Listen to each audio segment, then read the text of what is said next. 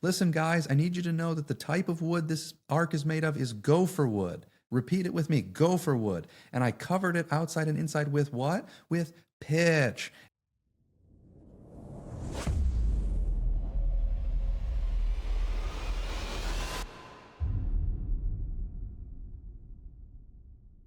This is the One Accord Podcast. Thank you for joining us today.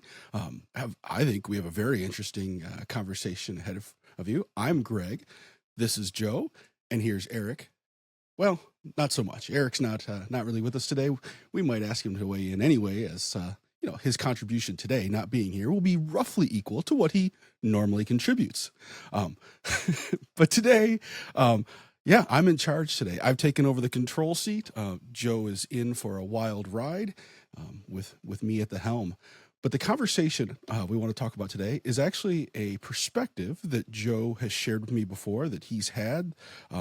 And recently, I kind of just brushed it off and went, it's kind of crazy. But as I hear more and more people talking about this view, I wanted to interview Joe and ask him about it. So welcome, Brother Joe. Thank you for joining us. Thanks, Greg. Glad to be here. Thanks for having me. Absolutely, anytime. Yeah. You thought this was a crazy perspective when you heard it the first time? Well, so what? We grow up in our theological camps, and what you know and what you hear is very normal to you. And so when you hear something that's completely different, something that's just not in your realm of thought, it often, first blush, it often sounds crazy, doesn't it? I mean, yeah, for sure. It's not that different, though. I No, guess you say no. completely different. So Well, completely different in that, yeah. And we're teasing it a bit, but different enough that I'd never considered the possibilities. And so, Sure. Maybe I'm the odd one, and everyone's going to hear this and go, "Yeah, that's what we all believe." Or maybe we'll have more people like me, and I think that's probably the case, who go, "Wow, I've never considered this possibility or perspective before." So, Yep. Well, I think that certainly makes sense, and for the initial conversation that we had, I changed my mind slightly on this. Again, not from one view to a completely radically different view, but I think probably you and I were in the same place. And then somebody asked me a question that I thought I knew the answer to, and I was like, well, I better look into this a little bit before answering it. And so then I looked into it, and my view was, changed to much more like what we talked about all those years ago. I mean, we're talking about a conversation that probably was closer to 2011, maybe. That was I wrote an article about this, so it was not that long after that, probably. I would have said 5 years ago, but it very well could have been. I don't recall. Me either. But We're both it's on been record. We're not good with timelines. So what are we? What are we talking about? That's a good question. What That's are a we great talking question. about? We're talking about hell. Oh boy, let's everybody's favorite topic. why wouldn't you be interested in hell? No, truly we are. We're talking about how the Bible deals with and lays out the concept of hell. And now when we say that word, we instantly have to start drawing in other words, or the Bible, our translations start drawing in other words like Sheol, words like Hades or Hades is how it would be pronounced in the Greek, even some more obscure words like Tartarus. And so I want to just open the door, first of all, and allow you to, with that sort of introduction, allow you to lay forth what you believe is a more biblical perspective than what we normally have, right? I think the normal 21st century American position on hell and the afterlife is something like this. We die, you either go to heaven or you go to hell. And that's what happens. In both of these places, I think most Christians would say that they are real places, that they are perhaps even physical places somewhere. But the door of death opens and you go left or you go right into those eternal realities. And so, yeah, I think it's fair to say that your view and even my view of that doesn't line up quite with that explanation. So take it away, Yeah. Brother Joe. Yeah, right on. Well, I think, yeah, that's kind of what I certainly believed. And I don't know if that was necessarily influenced by reading the Bibles, maybe more influenced by watching Saturday morning cartoons. And, kind of the popular theology of that is, I think, what almost everybody believes. And of course, I've been to many funerals. That's the view that seems like it's predominantly there. Although, almost every funeral you go to, they expect almost nobody goes to hell. Everybody goes to heaven, based on the way that a lot of people talk. And so the question that was asked to me way back in 2011, was very similar to what you just asked. Like, are heaven and hell a literal physical place, or is it kind of maybe a more spiritual reality, or something else? And I thought that I knew the answer to that question right away, but then I wanted to look into it a little bit. And so it does seem to me that the Bible presents both literal heaven and some sort of place of torment. We could call it hell, although I don't think that that's the best terminology for it, but maybe Hades, or Sheol in the Old Testament. That there is a place of torment where people go. However, it does seem that both for those who are expecting to go to heaven and for those who are expecting to go to eternal punishment in hell, that these are still future things that are awaiting the consummation of the ages. There is a resurrection to come, and I know we've talked about some of that, in some of our other episodes. But even despite the disagreements that you and I might have on maybe the timing of those things, or however, we still think that there is a future time where everybody will stand before the Lord for this final judgment, and that's when your final destination of either heaven or hell, as understood, will be fully realized. And the interesting thing is that, again, for most people who think about heaven as kind of this ethereal realm where maybe you're sitting on a cloud playing a harp or something like that, which is, again, I saw in Tom and Jerry cartoons or whatever when I was growing up. The real heaven, the final state when we're trying to get to that, is not only a physical place, but it's actually here on earth. And it's for the vision that is presented is that the righteous who in Christ are resurrected, their spirits are rejoined to a physical body. It is not the same as this current perishable, mortal body, but it is an imperishable, immortal body, a glorious body that is then going to dwell forever on earth with God himself on earth. And so, those big concepts, I think that a lot of people, when talked, at least that I talk to, you put those things out, they go, no, that is actually more accurate about what I believe. And so, like, if I died right now, if my heart just stopped beating right now, would I expect that my soul would go to be with the Lord in something that would be called, quote unquote, heaven? Yes, the Bible actually uses a different word called paradise. It uses that, I think we'll get into that a little bit as the conversation goes. But we can go and be believers, have this confident expectation that we can be in paradise. But there is good news. Like, there's more to come from that. Like, the disembodied state isn't where we will be forever. And it gets even better than that. So most people don't think of, like, their dearly departed loved ones who've died in the faith of going off to heaven. They don't realize, like, it's going to be better for them, even like once the resurrection happens. Probably the biggest difference, and this will be the last thing I'll say before maybe we kick back to you, but the biggest difference is, I think, in the Old Testament, the concept of Sheol, what is then called Hades in the New Testament, is describing a abode of the dead. There's different words for, like, the grave, like the physical earth, that you are put into. But Sheol is seemingly this abode of the dead where all disembodied spirits went prior to the resurrection of Christ. And I believe that the Bible paints a picture that Sheol, or Hades, is the same. Both believers and non-believers would go to this same place, but there is a chasm that separates these. There's like a good department of Hades, or a good department of Sheol, and a bad department of Sheol. And I think that's probably the thing that starts to make most people go, "Wait, what?" Like, I think that you're being strange. But if you look into the biblical usage, you see, especially in the Old Testament, these Old Testament saints talking about going down to Sheol. And so, for some, it was a place of rest, and for others, it was a place of torment. And that same imagery again is picked up in the New Testament. And Hades, I do think, still exists. I think there are still people in Hades, but that's only those who are awaiting that resurrection and then a condemnation into the lake of fire or hell or whatever it is that we see at the very end. So that's the broad strokes. I think I hit on all the main things, and then I'm sure we'll talk about more details from here on out. Sure. Yeah, no, I appreciate the broad strokes. And so I guess as you know, I always like to do, and I think you've partially done this, and I just want to open the door if you want to do it more. Can you give a more precise, a more concise definition for some of these words that we've been tossing out? We've tossed out Sheol, we've tossed out Hades or Hades, and we've kind of called these synonyms.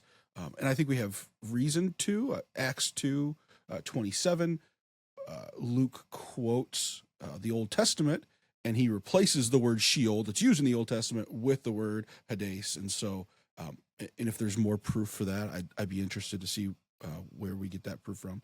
But so paradise, you mentioned paradise. I think normally the instance of that, unless I'm mistaken, comes from... oh goodness, where Jesus is on the cross and says, today you'll be with me in paradise. And we go, he means heaven. So can you give definitions for Sheol, Hades, hell, paradise? Can you define those anymore? I can try. So Sheol in the Hebrew and Hades in the Greek, I do think are synonymous. I think that the text that you quoted from Acts chapter 2, that's what you said, Acts 2? Yep. Yeah, yep. I think that that's a good one. The Septuagint version of the Old Testament, which is the Greek translation of the Hebrew, which Jesus and the apostles would have been very familiar with in their day. It's not just the passage that they would talk about, that they quoted there in Acts 2. I always hesitate to say this, but I mean, Sheol is mentioned a lot in the Old Testament, and I think every single time it is translated as Hades in the Greek. So I think, that is the synonymous term. So okay. So those words, Sheol and Hades, are just a product of different languages, Hebrew and Greek respectively, but they're talking about the same thing, which is what I would simply define it as the abode of the dead. I think that many of the lexicons would say the exact same thing. Like, this is the abode of the dead.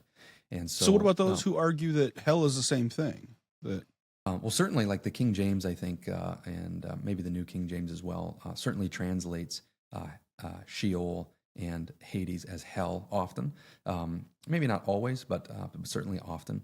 And in common vernacular, people would use these terms synonymously for sure. And so it's almost, some people think that hell's like that's a bad word, so we say Hades, it's not as bad.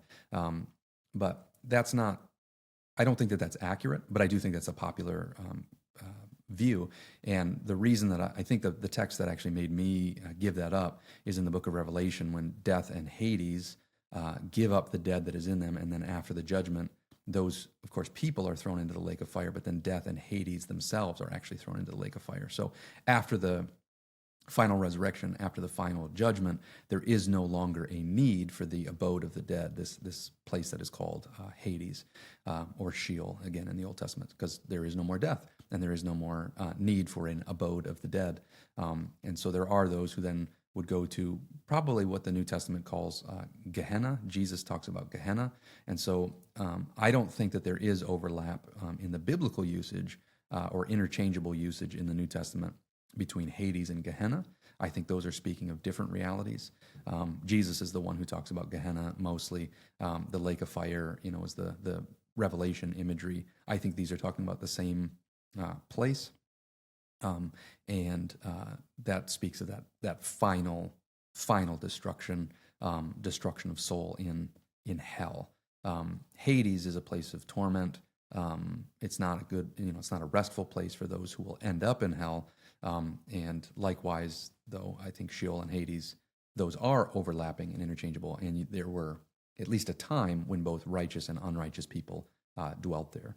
I do think that sometimes people call that Abraham's bosom as well, the good part of Sheol, although I don't know that they would always say that it is Sheol, or that they would say that it's Hades. I think that they think maybe it's a different place, and it is at least separated. But like a chasm, you look up that word, a chasm. I pulled out one of the lexicon entries that had Luo and Nida talks about a chasm. It's a reference to the impassable space between two parts of the supernatural abode of the dead. And then Freiberg's Greek lexicon talks about a chasm as being an unbridgeable space between two parts of a place. So, it's not like the idea, again, is that this is the same place that is separated for a good compartment and a bad compartment, again, pretty consistently. And then I think paradise would be, that's where God dwells. You mentioned one of the references in the New Testament. Jesus says that to the thief on the cross, today you'll be with me in paradise, a very important text. It actually occurs 3 times in the New Testament. Okay. So that's Luke 23. It also occurs in 2 Corinthians 12:4, when Paul's talking about a man he knows. Some people think he's talking about himself, but a man that's caught up to the third heaven. That's 12:2. 12:4, he says, was caught up into paradise. So that word exists there. And then Revelation 2:7 says, he who has an ear, let him hear what the Spirit says to the churches. To him who overcomes, I will grant to eat of the tree of life, which is in the paradise of God. And going back to the Septuagint, this is actually more commonly used in the Greek version of the Old Testament. It's used more than, I think it's like 13 times in just Genesis 2 and 3 alone. So talking about like the garden back then was paradise. So it seems like paradise is where God dwells. And so God currently dwells in heaven, the third heaven, not in the sky where the birds fly and not in where the celestial bodies are like the sun and moon and stuff, but the third heaven, I think, is the most consistent way to understand that. That's paradise. That's where Jesus went. That's where Jesus took, I think, the disembodied spirits of the righteous from Sheol or Hades when he ascended. And that's where I think if you and I, again, we get hit by a comet or something and we just die right now, that's where we would go, is we'd be with Jesus in paradise. But then, of course, Revelation talks about heaven coming down to earth, Jesus returning to earth, and causing, the new heaven and the new earth, and we will dwell on the earth. So paradise will then actually be on earth in the final state. It won't be we won't be floating around in the clouds forever, playing our golden harps, which isn't, again, it's more bad. Influenced by Tom. Yeah, I mean, it's more influenced by Tom and Jerry than biblical imagery, but certainly, sorry, go ahead. Oh, I was just saying, what's funny is, I distinctly remember that imagery that you're talking about. This, like, your heaven is laying on this cloud while angels float around playing harps and stuff. And I found it interesting because I think I've noticed that as time has gone on. So you and I are both products. We're children of the '80s and teens into the '90s. You're a little younger, but as I feel like I'm a lot younger, though. I feel like you probably are a lot younger than me, at least in spirit. Anyways, I'm an old man. As time has gone on, I think I've seen that imagery has left the common thought, and what I've seen is, instead of that laying on a cloud, floating around, I've seen more of imagery that more empowers people. Like, for instance, there was a music video that was sent to me many years ago of, this is it was a Christian song. And, it was, obviously this Christian's now in heaven, and this Christian's running through these fields and like throwing themselves up mountains, and they're like sitting on the pinnacle of this giant mountain, just kind of over, looking over this gigantic. Nowhere in there was God or literally anyone else.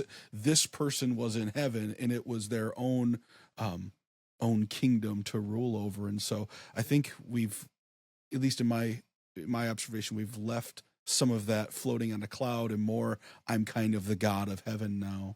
I don't know if that rings true to you or not. I think you nailed it. I mean, and I know, there's other, I can't remember.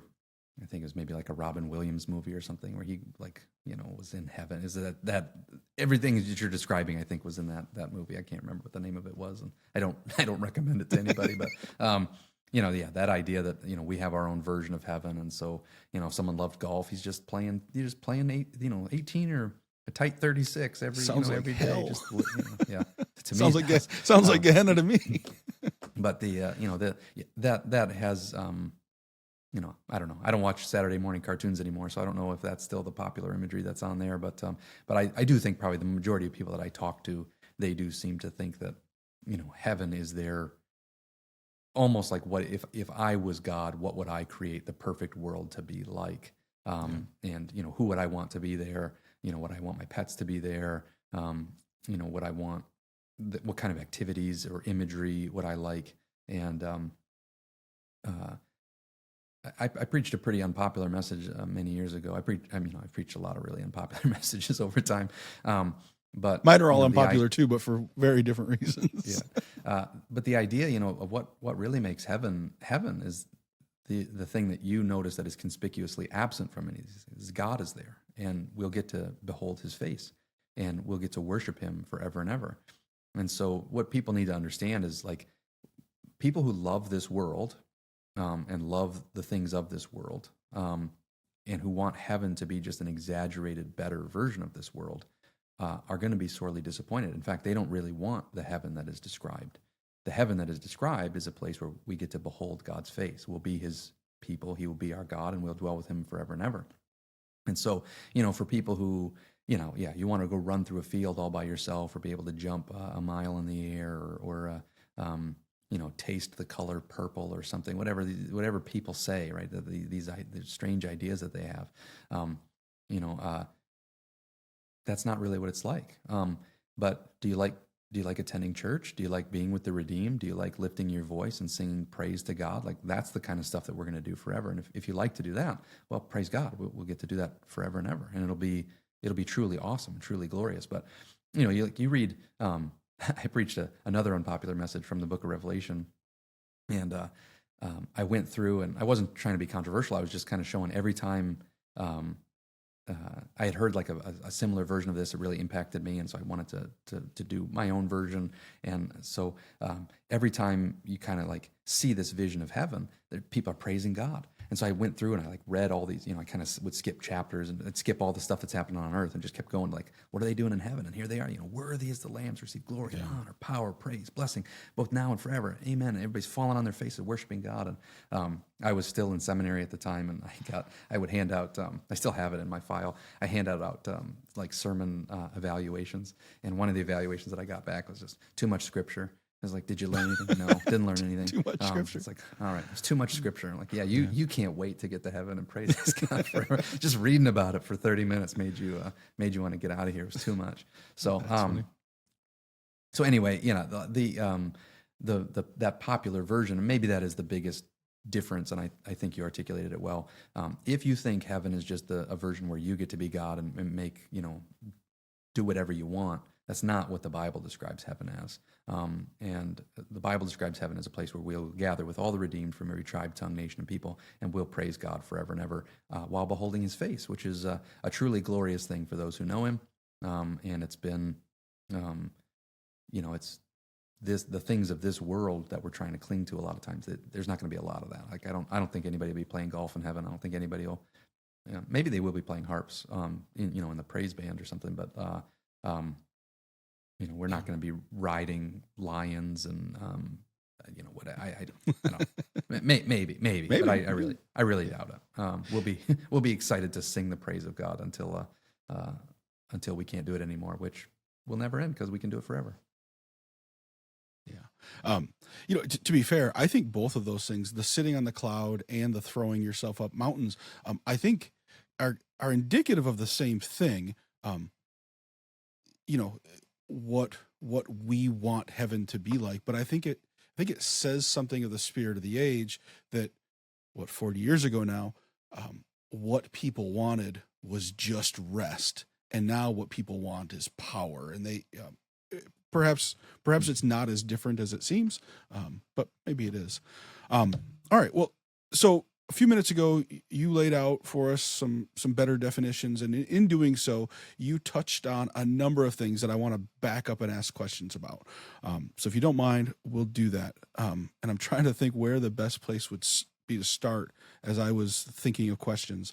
Well, first of all, let's start here. Kind of going back to the beginning, you talked about Sheol or Hades being kind of compartmentalized. And now when you say that, I know just enough about Greek mythology to be dangerous and to probably sound a little bit ignorant. But Hades was in Greek mythology the name of a god. He was the eldest son of Kronos, the big brother to Zeus, and he was the ruler of the underworld. And that underworld came to just have his name, Hades. Um, and within that, you had different compartments. You had Tartarus, which wasn't a great place. You had Elysium, or sometimes called Paradise, which was the best place. So very compartmentalized. So somebody hearing you that has just enough Greek mythology tucked away in their brain might go, wow, Joe, it sounds like you're describing Greek mythology, not what the Bible has to say. How close are these things connected? And as first century readers would have heard the apostles and Jesus use these terms, how much would they, I mean, I know you don't know exactly how much they would have drawn, but how much should we draw the Greek idea of these same words together as we're describing something that sounds very similar? Yeah, no, that's a great question. And I would think that most of the time when you have like like mythology, a lot of times mythology has some semblance of truth. And I know that some people, they think, well, if there's any kind of comparison at all or any kind of parallels at all in ideas, that somehow that makes them all false by association. And that's not true. The distinctions, of course, are the most important part. However, when you do use terms that that have popular understanding, just like what we were talking about before for our culture, of course their culture was the same. So when we say things like heaven, and it brings different connotations to people because of the culture and the context that we're in. Likewise, when you use these same types of terminology to people that had these other ideas, these things are going to come to mind. Some people would be interested to find in Book of Revelation, chapter 9, verse 11. There's another term that we didn't bring up yet, but it says they have as king over them, the angel of the abyss. His name in Hebrew is Abaddon, and in the Greek, he has the name Apollyon. Abaddon is a term that is also used, it's the Hebrew name, in the Old Testament, that often does seem like it is a place. So Sheol and Abaddon both seem to have this concept that maybe Abaddon is, if Abraham's bosom is, colloquially the good compartment of Sheol, that Abaddon is at least part of, or maybe not, or maybe all of the bad part of the abode of the dead. And we see it in some of the, if you read all the verses in the Old Testament, many of them seem as if we're saying we're going to Abaddon, as if we're going to a place. Maybe we are going to this overseer of it. Is it a god? No, it's not a god. Here it says it's as a king over them, it's an angel of the abyss. But this is someone who's over this particular place. It's not just Greek mythology, of course. I know you and I have talked about the book of Enoch before, but Enoch talks about, I think it's in chapter 22, describes Sheol, and it uses, this idea of a compartmentalized place with a separation or a chasm between the two places.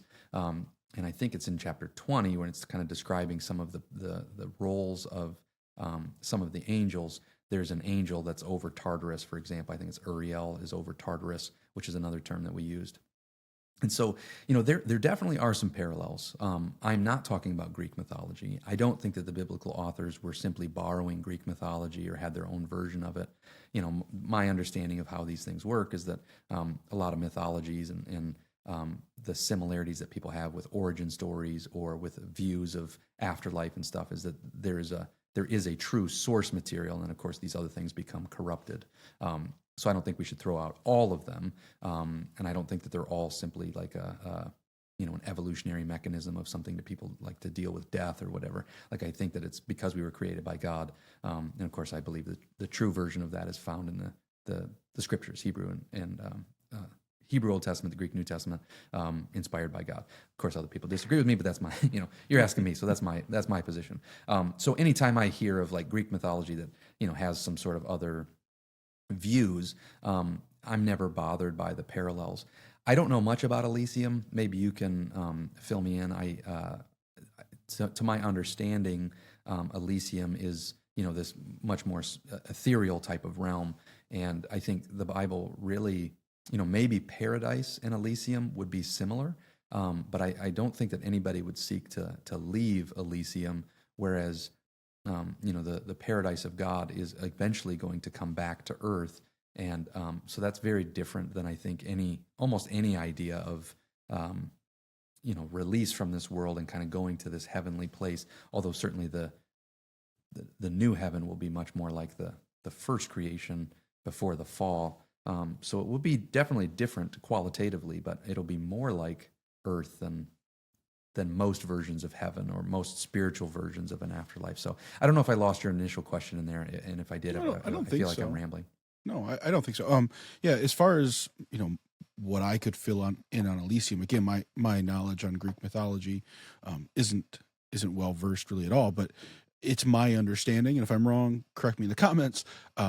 Elysium would be kind of that best place. Like, we're all dead, and that is what it is. You're either in one of these lesser places, or you're in Elysium, which would have been reserved for the bravest of warriors and the most noble of people. And to the best of my knowledge, again, there was no further expectation. Like, you're here feasting and doing your thing. Sure. So yeah. So I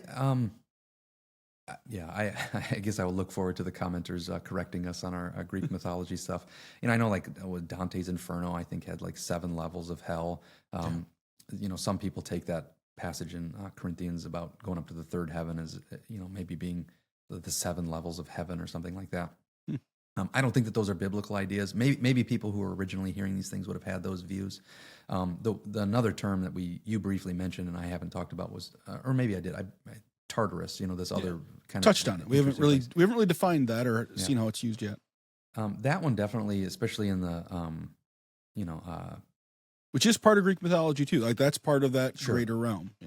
Yeah. Some of the I think that in the Iliad they talk about Tartarus is as low below Hades as heaven is above the earth, or something like that. That's somewhat similar. There's another guy I read a quote about anyway, he said that if you dropped an anvil from earth or from heaven to earth, it would take 9 days, and if you dropped an anvil from earth to Tartarus, it would take 9 days. So like these kinds of ideas. In the Bible, Tartarus is not like some deep level of hell that's reserved for like the worst of sinners. It's actually a place that's reserved for angels that fell. It doesn't, as far as I can tell, there aren't any people that are in it. And so if it is a different compartment, or again, a lower compartment or something like that, there are some of those ideas that do seem to at least still be, distinctions in the depths, like the depths, quote unquote, of Sheol or whatever. Certainly when we think about heaven, there are some cults that have some strange ideas, and they do seem to be related maybe to like, am I going to make it to the first heaven or the second heaven or the third or all the way up to the seventh? That doesn't seem to be the picture that is presented.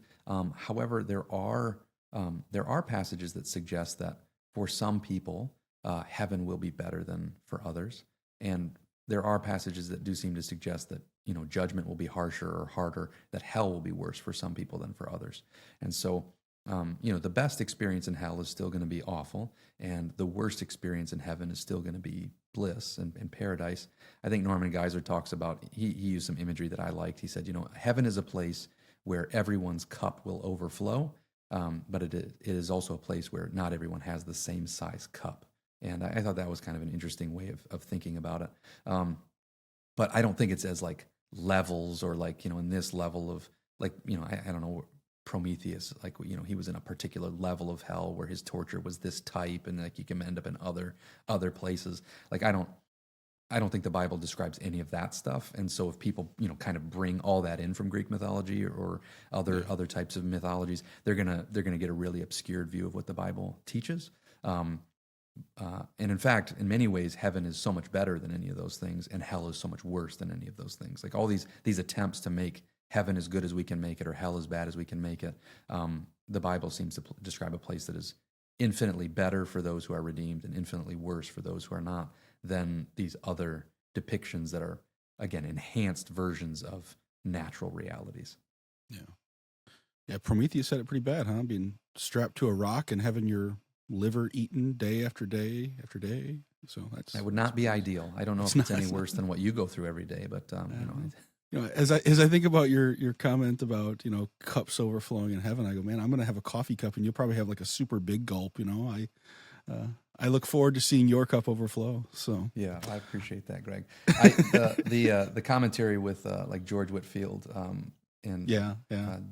Charles Wesley, famous quote. Yep. Obviously, those guys were friends and disagreed very significantly. But they asked George Whitefield one time if he thought he'd see Charles Wesley in heaven. He said, he surprised him. Said, "No."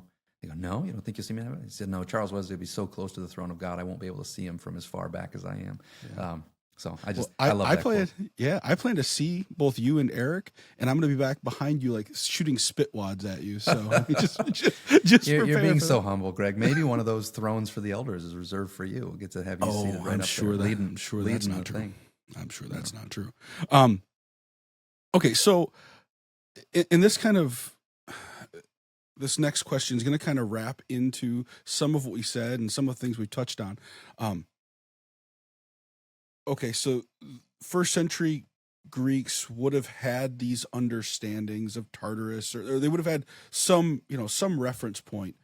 And so we've got to deal with, are those references like hard references, or are those comments meant to build a literary or build an idea? And when I think about this as an example, I do think of Lazarus and the rich man, and as we get that account, it's hard for us sometimes to remember and to put in proper categories parables within the Bible. And so I think we have to recognize that story doesn't appear to be a direct recollection of history or a historical record so much as a parable. How much should we read into that parable as being an accurate, factual description of literal realities, as opposed to building this picture in order to communicate a point? Yeah, I think that's a great question.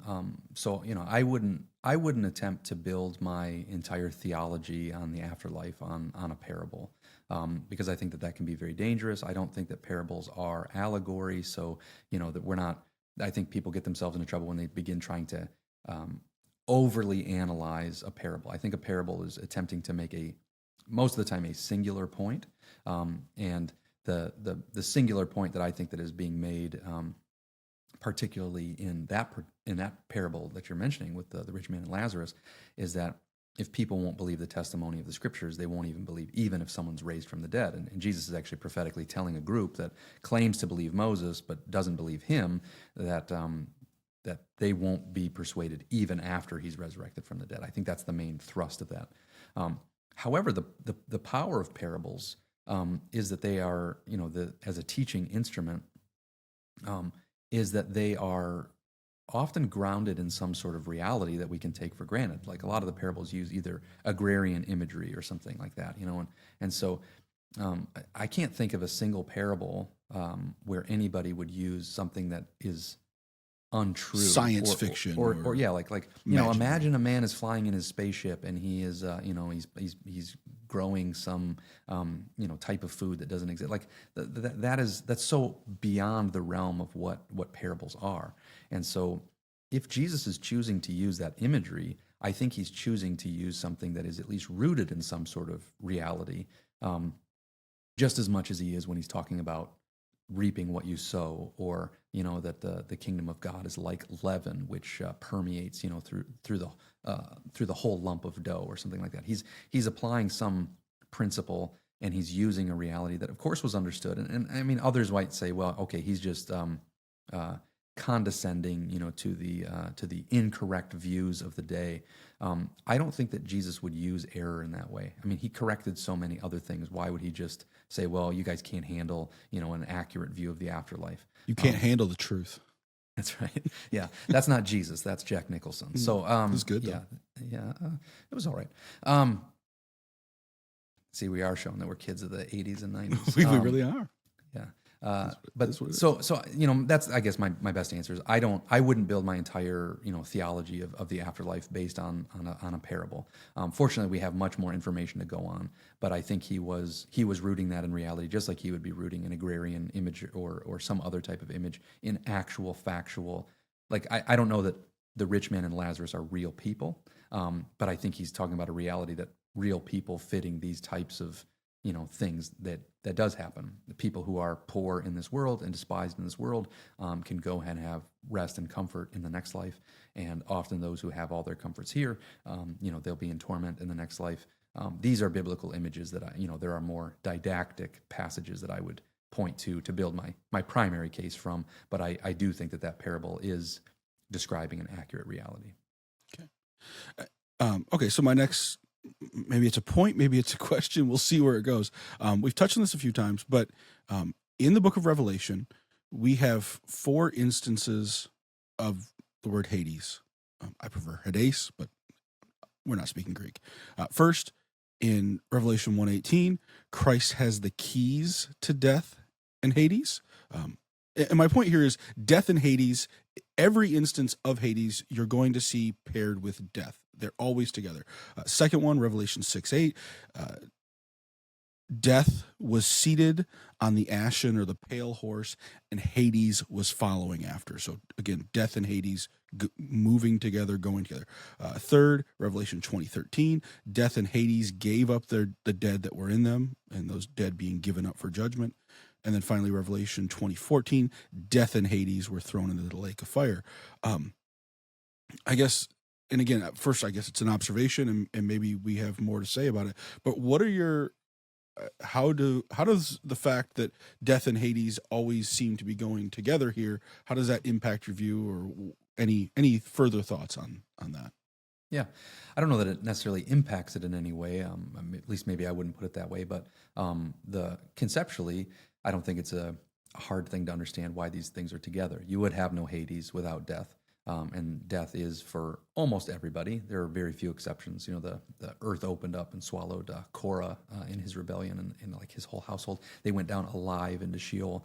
But for almost everybody else, death is the entryway into Hades.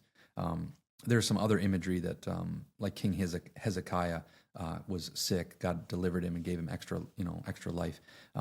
But I think it's in I can't remember what chapter it is. I'm pretty sure it's in the book of Isaiah. He talks about like going down to the gates of death. What he's describing is he was very close to dying, and so death is, for most people, that one-way entry into the abode of the dead. And so the strength and power of these two things, even people that aren't religious, they realize like death is this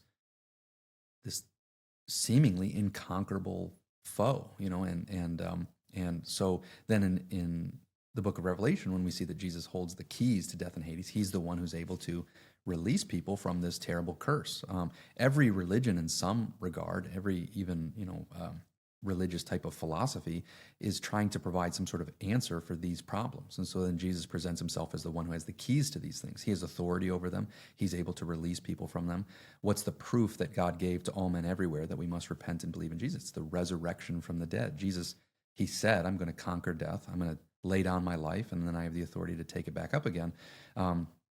And so in the book of Revelation, he's presented at the very beginning as the one who has authority over these things. He's conquered, he's overcome. And then in the end, while this judgment is kind of coming on earth, I guess we could get into a really, I don't know that it would get us a little bit off of our current conversation, but whatever is being communicated, that death and Hades are somehow still running rampant over the earth, in the end, the final verse of this, in 20:13 and 14, death and Hades give up the dead which are in them. So finally there's this release. It's the opposite direction. Of course, it's not going to be good for those who are coming out at this time. But then death and Hades themselves are thrown into the lake of fire, that they themselves now are even participants in what is called the second death, this thing that has power even over them. And so, and then Jesus, of course, is able to deliver us and anybody who trusts in him, even from the second death. And so I think that this goes very well with the view that I hold. I think that, the overall biblical picture, anybody who's ever, like I said, I've attended a lot of funerals. It's not just because I'm a pastor. Many people that I care about and know and love have died. And it's such a final thing, and the Bible is saying, well, it isn't actually. Although in this life and in this experience, death is a one-way door. Jesus is the one who can open that door and who can defeat it. And I think these, the linking together of these two things makes sense, because death and Hades, they go together. And without death, there is no Hades. Without Hades, there is no death. And so they both they get judged together at the very end, which again, to me, is good news. Yeah, absolutely. Okay, so I want to read a text, and I'd say that it's a text that historically, or at least in my experience, has been kind of a difficult text for people to explain. And so I just want to see kind of like how this fits into your greater paradigm. 1 Peter 3, verses 18 through 19. For Christ also died for sins once for all, the just for the unjust, so that he might bring us to God, having put to death in the flesh, but made alive in the spirit, in which also he went and made proclamation to the spirits now in prison, who were disobedient when the patience of God kept waiting in the days of Noah during the construction of the ark, in which a few, that is, 8 persons, were brought safely through the water. So this is specifically zooming in on this proclamation to the spirits now in prison. Is this Christ going down to Hades and making some proclamation? Is this the view that Christ through Moses or through Noah at that time was making a proclamation? How does this fit into the greater paradigm, and what's it matter? Yeah.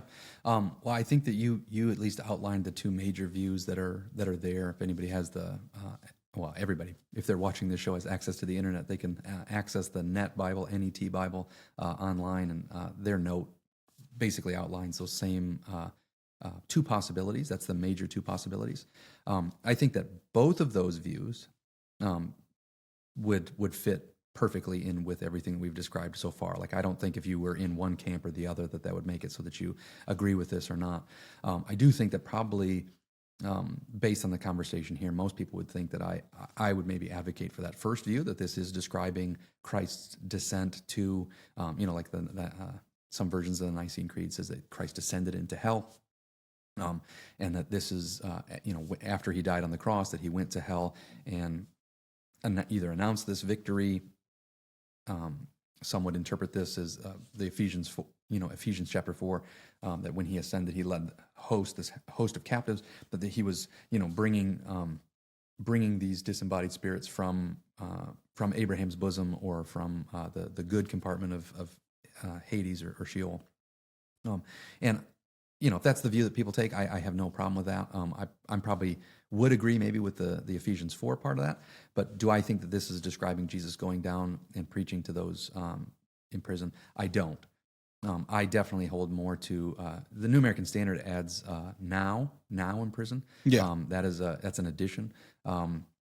It is I think contextually, if you follow Peter's line of thought, not just through 1 Peter, but through 2 Peter, he talks about the Spirit of Christ, the Spirit of Christ in people, the Spirit of Christ in those who wrote the Scriptures and talked about these things. He speaks of Noah as a preacher of righteousness, which, of course, the Genesis account doesn't talk about Noah as a preacher, but he seems to be appealing to imagery from the book of Jasher, which is mentioned in the Bible, but it's not canonical, but that talks about Noah as a preacher. Noah and Methuselah preached for 120 years trying to get people to repent before the flood came. And so the idea I think that Peter is presenting is that the Spirit of Christ in other individuals proclaimed to them. They didn't listen. They didn't flee from the judgment. And because they didn't flee, they were condemned. And so I don't think that Jesus just went down to preach to that particular generation. I mean, think of how many generations passed between Noah. Like, why would he only go to talk to them? I think that he's talking about the Spirit of Christ in Noah preaching through them. Similarly, the Spirit of Christ in you and me today is still preaching the same message. Turn from the wrath that is to come. That, I think, answers the you stopped right before the really controversial part about this, about the corresponding to baptism. Baptism now saves you. Baptism now saves, That's a whole different argument, but yeah. So the point that's being made there is that the Spirit of Christ, I think, in Noah was preaching to this particular generation of wicked, unrepentant people that they should repent and that they should be hidden in the vessel of salvation, like the ark of salvation. They refused and they perished. Corresponding to that same imagery, now the Spirit of Christ in us, it was happening in Peter's day. It's been happening in every generation of Christians up to this point. It's still happening in people like you and me who have the Spirit of Christ, every believer who has the Spirit of Christ in them. The Spirit of Christ now, we're not just telling people to believe certain facts. And I've talked about this in our evangelism methodology before. Some people view church ministry as just trying to get people to assent to facts. And think if that's what Noah was doing. He wasn't in the world going, listen, guys, I need you to know that the type of wood this ark is made of is gopher wood. Repeat it with me, gopher wood. And I covered it outside and inside with what? With pitch. And how many cubits are the windows? Like, that's not, he said, flee and be hidden or immersed or baptized into this vessel of salvation. And likewise, our message today isn't, hey guys, what's your favorite parable of Jesus? Did you know that he was born in this year or that his ministry was this long or blah, blah, blah, like all these factoids. We're telling people to flee from the wrath that is to come and be hidden in Christ, because that's where the salvation is. It's in him. And so that's what I think he's talking. Corresponding to that, the Spirit of Christ in us is now telling you. And he says that Noah was a preacher of righteousness. We've preached this message to you. That's the message that's able to save your souls. And so I think that in the context, that just makes so much more sense than this kind of passing idea that Jesus went down into the abode of the dead or went down to hell or Sheol or wherever and preached to a very particular group of people because they were I don't know, some of the views say that they were like the worst or something. So I just don't hold that view. Many people do, but either view you take, I think, would still not do any violence to the concepts we've discussed to this point. So let's say I take the first view, because I think I do, and I say, well, in what way were those particular spirits in prison? I agree. The now is probably it shouldn't. There's no justification for it, really. So, in what way were those individuals at that particular time in prison that they needed to have it spoken to? Like, what does that mean? What does the in prison part mean if it doesn't mean kept in a particular area? Sure. So I do think, if we go back to the parable, right, that rich man who's in agony, he wanted to leave and he can't. And he couldn't even cross over to the other side, which is, a good place. And so there is an idea of imprisonment. I think that's after death, though, right? Like, so I guess right. Help me understand. Again, I think I hold the first view, which says that Christ went down and spoke to those in prison. But at the time that Noah was speaking to them, they weren't dead and therefore not imprisoned, right? Yeah. So by saying that because he's looking back, in which also he, the Spirit of Christ, went and made proclamation to the spirits. I think this is why they add the now. They're now in prison. They weren't in prison when he preached to them. They're in prison now. And so I think that's the contextual reason of why the New American Standard translators thought to add this. It's not in the Greek, but I think they're supplying it to try and get the idea that he's not saying he went and preached to people who were currently in prison. And if Jesus went to preach, yes, he was preaching to those who were currently in prison. So that you kind of end up with the same imagery either way. But yeah, the idea that in verse 19, I don't think is saying that when Noah preached to them, that they were in prison then, that they were in prison because they didn't heed the message, because they died. Now their spirits are in this, imprisoned in this place, awaiting the future judgment. So I hope that clarifies. I think, But yeah, yeah, I think so for me. Okay. Yeah. So you referenced Ephesians 4, and he led a host of captives free, and I can also hear somebody saying, like, to be absent of the body is to be present with the Lord, and we quote that, amen, right? And so if we adopt this paradigm, and again, I agree with it, still working out a little bit maybe. What does the present schema look like?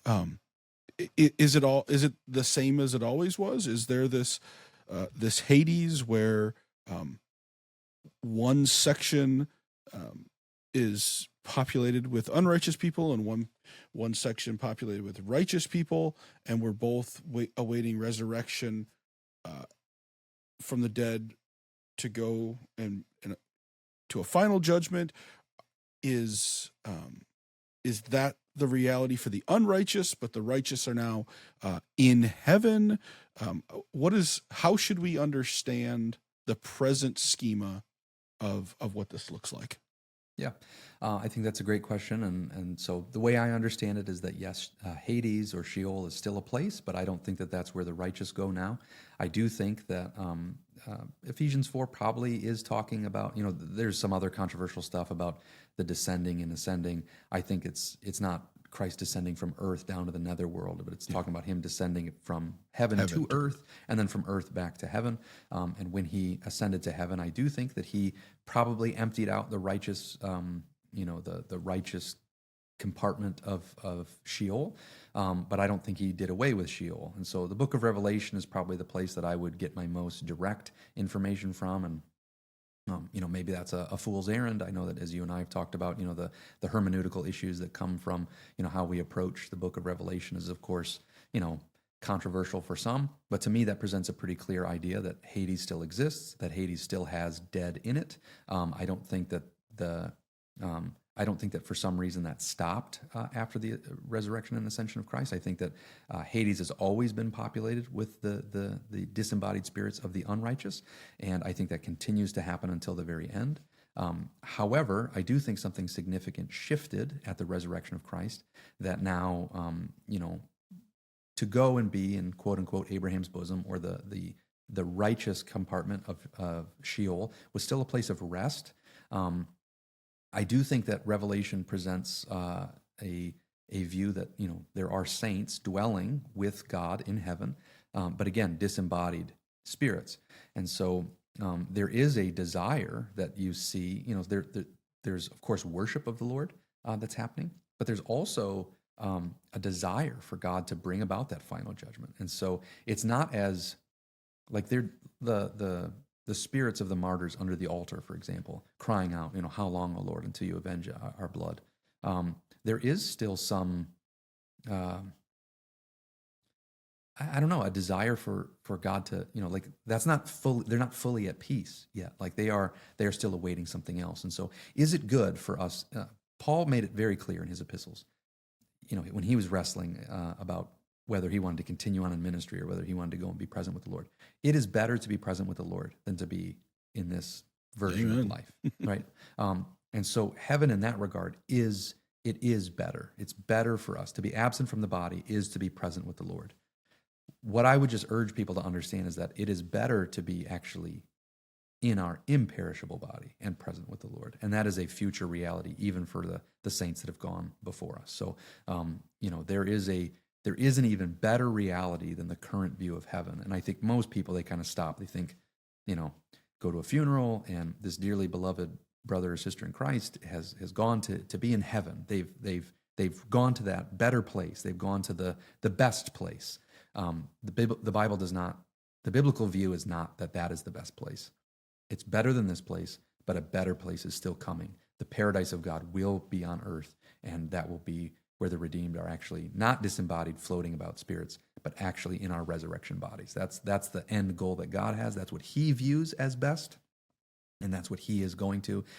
He's not going to get to the end and go, what, this whole disembodied spirit thing is better. Let's just hang out here in heaven. And like his plan has been made clear, and it's bringing about the new heaven, the new earth, where the redeemed dwell forever in resurrected bodies on a physical earth, beholding God forever and ever. So I'm not trying to like be overly pedantic or like beating that drum, but this present schema, for the most part, yeah, those who perish outside of Christ go to a place of torment. Those who perish in Christ go to a place of comfort and peace. That is largely true for now. Like that is a broad stroke, a bit superficial if you're trying to say the whole biblical view. But I mean, if that's what most people believe going into this video, by the time we get to the end of it, they're like, all right, so what I believed at the beginning was mostly right, if not completely right. Like, yep, yeah, probably. Well, so I guess that leads me into, well, okay, I want to ask a question first, and man, I don't want this to feel like a trap but it's just what I was thinking as you were talking. We talk about this current schema for righteous dead are these disembodied spirits, but we get this image in Revelation of what, I mean, they're falling to their knees, they're wearing robes, they're casting I mean, these look like bodies to me. How does that integrate? What? Yeah. So I mean, I don't know. I don't know what form a disembodied spirit takes. Angelic beings seem to be spiritual beings, but they also are often presented with material seeming bodies. God is spirit, and yet we do see this description of their of what people would call anthropomorphic type language in some cases, right? The arm of the Lord has been revealed or whatever. So, I wouldn't try and be, present myself as some sort of expert of what, like what does our disembodied spirit You haven't look seen like. heaven? You haven't been brought up there yet? I haven't. No, I'll write my book about that later. I think that's a good thing for pastors to do, write their book about them going to heaven. But I will not write a book about that, just so you know. We talk about like popular movie culture, right? Some people see ghosts as like, Casper the Friendly Ghost, right? This kind of Halloween cartoonish, Not a good bed sheet, amorphous, just blobby type thing. Others present them as like a, just kind of like a see-through version of you, right? Like your spirit and your body are like the same Form, shape and form, but like it's just the immaterial part of you that kind of steps out of your body, like that. There might be some truth to that. I have no idea, but yes, when we see these figures in heaven, I agree. They are they're wearing crowns and they're casting them down and they're singing, so they have some sort of ability to make noise. These are all things that you and I would associate with physical forms for sure, but the spiritual reality.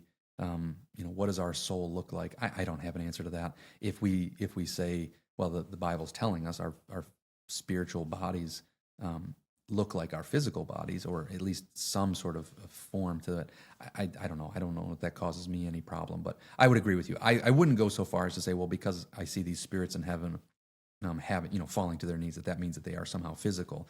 I do think that the language is pretty clear to me that they are still awaiting a resurrection. And that physical resurrection is a physical thing. Jesus wasn't spiritually resurrected. He was physically resurrected. And that is the same, 1 Corinthians 15 is talking about that same idea. Whether we've already gone to be with the Lord or whether we're alive at his return, we all must be transformed, changed. The perishable must put on the imperishable, and that is a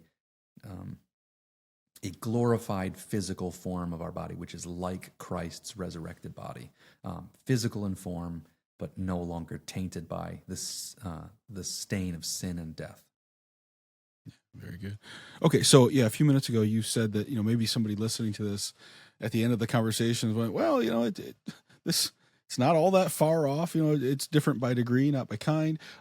So I guess if somebody listening who hears this conversation and hears kind of the weirdness of it, and they're thrown into a little bit of cognitive turmoil, pastorally, what is the takeaway here? What difference? I mean, it's good to think right things. It's good to be properly informed if this is the right view. And again, I'm persuaded that it is. But what is your pastoral takeaway? If this were the end of the sermon, what do you want people to walk away from with this? What does it change? What's it matter? Yeah. Well, what? Got it. I don't know. I don't know that I would characterize this conversation as weird. Just like you said at the very beginning, we're I don't know, we're accustomed to certain ideas. I suppose when you hear different ideas that are different than what you're accustomed to, they seem weird. But I mean, if we're being honest, all of these views are weird, right? Atheists would say all these things are weird, right? You think any of these things are real, and I recognize that, but I don't know that what we've talked about now is any weirder than what most Christians already believe about heaven and hell. It's just it's a difference of detail rather than major substance. And so the main takeaway, the so what, is I would want people to realize that hell is much worse than you realize. That it is an awful place, that even the people that we can think of that are the worst on earth, we wouldn't want anyone to really go there, I don't think. And so we should want all to flee to Christ because he is the only Savior who can save us from those things. We should also, though, realize that hell is a good thing because sin is terrible, and because, for those who will not have Christ atone for their sin, the part of us that cries out for justice and that knows that certain things are wrong, like raping and murdering and pillaging and stealing, and all these things are wrong, like we do want there to be some sort of justice.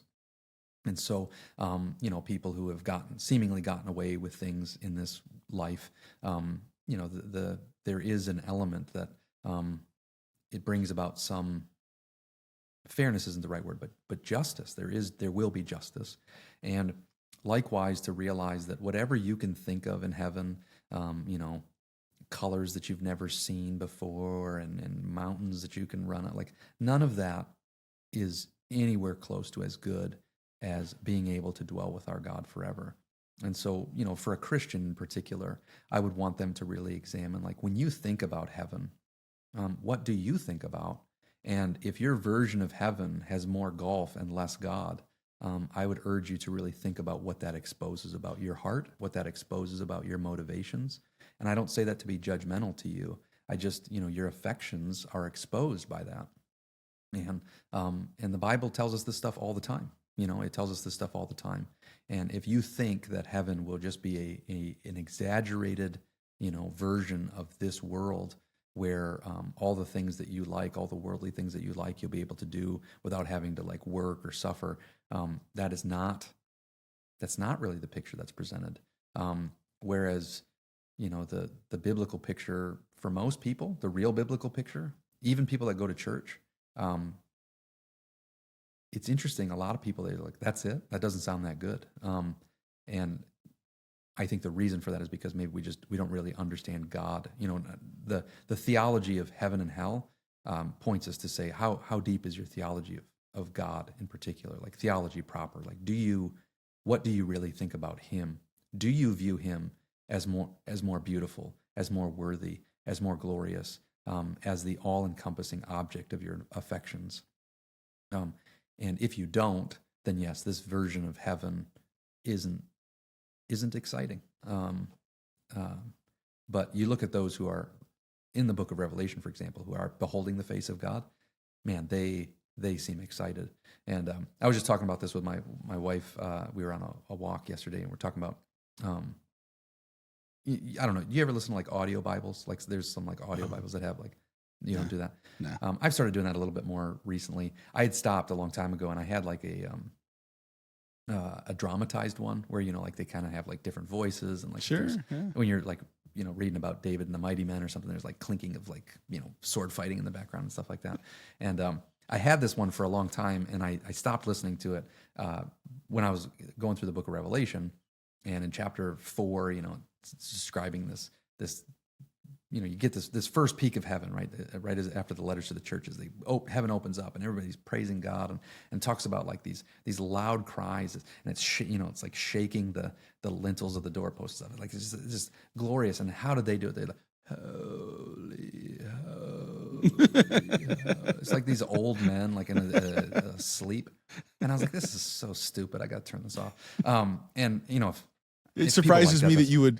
It doesn't surprise me that you turned it off. It surprises me that you would even give it a second chance. Well, I just thought like, what are we doing here? Like this this version of like this stuffy, like, oh, God is holy. It's just so ridiculous. People are just, there's, it's much more like what you see in people cheering for like a sports a concert yeah. or at a football game. People just screaming their hearts out because they're so excited, about what's going on. And that is not how people really view God on earth. They can't wait for the church service to be over because they want to go and do what really matters, watching football and screaming their hearts out for millionaires, toting a bag of air around on a field with lines painted on it. That's more exciting to them than God. And, I like football. I like God a lot more. And I'm not going to miss football when we're in heaven. We're not going to be waiting to get away, like looking at our watches to get away from God to go watch the football game. And so, again, the so what, the big takeaway, examine your heart. Do you really want heaven? Do you really want it? And if you don't, while there's still time, confess that to God and try and really understand who He is. And the cool thing is we don't have to wait. God is with us now, and so it just keeps getting better and better and better, which is the beautiful thing. Anyway, that's probably the main so what for this. Like, do I care about all the main details? I don't. Heaven's better than I can describe, so that's why I don't waste my time trying to talk about it like all the time. Certainly, I'm not going to try and write some book and impress people like, oh, you can taste the colors and the things I saw I can't even describe. But yet I'm writing a book describing it. So. Yeah, I know. It's silliness to me. But people eat that stuff up, and those books sell. Of course they do, because, people, that's the kind of stuff that people want. And that grieves me as a pastor. It grieves me to think that people are so excited about those things. There was, do you like Pilgrim's Progress? You read that book? Yeah. Oh, absolutely. Yeah. I think it's a great book. There was I know where you're going with this. Yeah, we've talked about this. There was a more recent, cartoon version of this that was made, and we screened it with the church people here. And at the end of it, Pilgrim, he sees Jesus, and he basically elbows him out of the way because he's like, "There's my friend Faithful over there. Like, get out of the way, Jesus." Yeah. That was an unfortunate ending to an otherwise fairly well done version of Pilgrim's Progress. Horrific, but that's how a lot of people think. They're like, they think they'll see Jesus and like, get out of here. That's my Nana over there. I'm gonna run over there and see Nana. Like, no, you'll be happy that Nana's there, but like, I have family members that have died that will probably be thrown into the lake of fire. Unless something very radical happened in their last moments, to the best of my knowledge, they died in unbelief. And that's hard for me, especially on this side of eternity. But to realize that I'll still be able to worship God without them being there is, again, that's exposing something about the character of what makes heaven heaven. It's not who else is there with you. It's that God is there and that we get to see Him. And so, again, many people listen to how people talk at funerals. And again, I'm not trying to beat up on anybody, but you even hear the appeals from some pastors.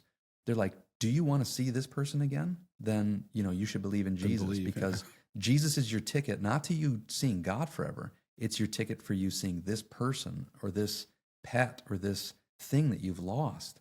And again, that grieves me, just like watching the cartoon version of Pilgrim elbow Jesus out of the way because he's so much more excited to see Faithful than he is to see God Himself. And so, again, that might sound harsh. I mean that in a loving spirit. And, I will be delighted if I wake up in heaven and I see you there. But I'll be more delighted that I see God there. And I don't think that should hurt your feelings or surprise you. Delighted and mildly surprised, right? Yes, I like that. Delighted and mildly surprised. Well, one of my theology professors said, when I wake up in heaven, I'm surprised that I'm there. And then the next thing I'm surprised is that you're there. He sounds like a great guy. Yeah. Well, he passed on fairly recently. Yeah. So, it's funny. I'm looking at the clock and realizing, without Eric here, this is like hours shorter than normal. Should we just brings all the substance. So let's turn it over to him, Eric. What Go do you ahead, have Eric. To say? No, he can fill it out for the next 30 minutes or so. No, certainly he would have. He would have plenty to add on this, I'm sure. But I'm sure we've tackled this subject with him being absent, and so we miss him as always. But yeah, we can end it here if you don't have anything else. I don't necessarily. Do you have anything? You have satisfied all my questions. I no longer Well, I've heard my voice plenty for today, so I can we can end it here if we'd like. So why don't Sounds you great. go ahead and close us out then? All right. Well, if you're still watching, if you're still listening, hopefully you've enjoyed this conversation. If you agree, disagree, leave a comment. You can do the whole button thing. You know where they're at. But until next time, get equipped, obey your king, glorify your God.